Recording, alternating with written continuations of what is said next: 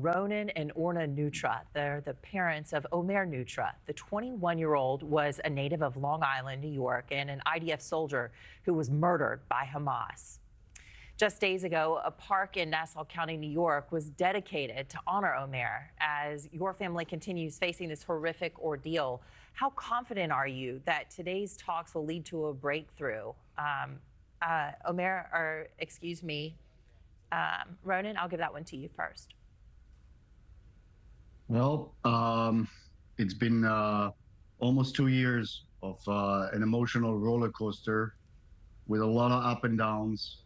We've been in this point before, but really after 2 years almost, and a year after we were informed that our son is no longer alive, and we've been fighting to get him back for 2 years now. This crisis has to come to an end. The whole Middle East, the whole region is waiting for the hostages to come back, the war to end, so that the people in the Middle East can start the rebuild process.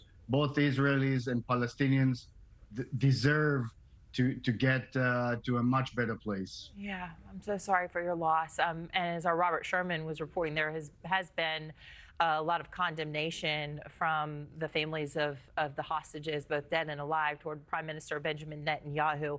Orna, I'll give this one to you. If this is a national show, right? If Netanyahu could hear you right now, what would you want to say to him?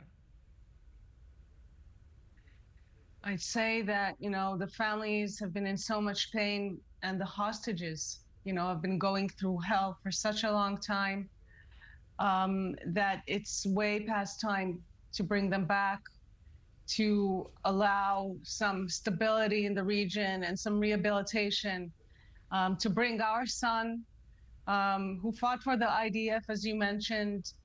He moved from the United States. He saw the calling. He's a grandchild of Holocaust survivors, and he recognized the calling and the need for the Jewish state to be protected. And he participated in protecting the border villages on October 7th. And I would tell the Prime Minister that it's way past time to bring him back, to bring all the hostages back, and to finally bring this war, which has caused so much pain in the region, to an end. We know who the enemy was and still is. We have a fierce enemy, and he's not going away. For years to come, we will need to continue to, Israel will need to continue to defend its borders. And, but for now, we need to end this war. Oh, we're just looking at these beautiful pictures of your family, the accomplishments that Omer was able to have. We can see he's a New York Knicks fan. A lot of us can relate to this and see how many dreams he likely had that will never be realized, and you'll never get to see him achieve those dreams. It's so heartbreaking. Ronen, where do you think Netanyahu should be willing to budge while he's talking to Trump today to end the bloodshed and bring your son home? Now, I believe Prime Minister Netanyahu wants to achieve Israeli goals of eliminating Hamas and making sure that the attack on October 7 will never happen again. I believe that. On the other hand, the majority of the people in Israel are saying that the hostages are the top priority. These are values that we grow on. We never leave people behind. We have both moral and ethical and religious belief that hostages must be returned to their people, back home, to their families.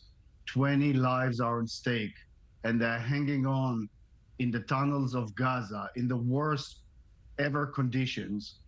And the army fighting in Gaza now is even risking their lives. That's why we're calling on ending the war and bringing them all back while they're still alive, those 20 dear souls, back to their families. And of course, the 28 families waiting for the deceased hostages are scared to death that their remains will disappear in Gaza under the rubble. And we have to make sure that the time and the urgency is top of mind And after 2 years, we all understand it's far too long and it has to end.